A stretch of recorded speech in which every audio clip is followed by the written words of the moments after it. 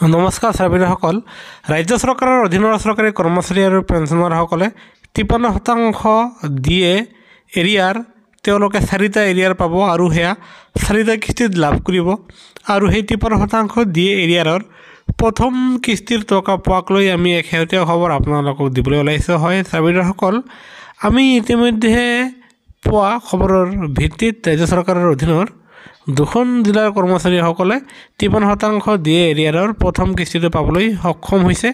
আনহাতে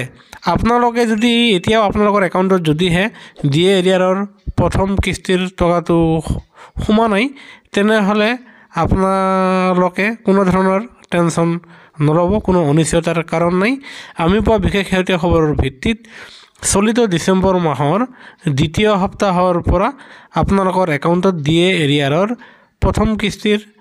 ধনখিনি আপোনালোকে পাবলৈ সক্ষম হ'ব আৰু আমি এই খবৰটো আপোনালোকক দিলো হেহে কৰ্মচাৰী পেঞ্চনৰ প্ৰতিটো শেহতীয়া খবৰ শেহতীয়া জাননী সকলোতে পাবলৈ আমাৰ চেনেলটো নিশ্চয় লাইক কৰি সাবস্ক্ৰাইব কৰি নাপাহৰিব ভিডিঅ'টো চাবলৈ ধন্যবাদ জয় অসম।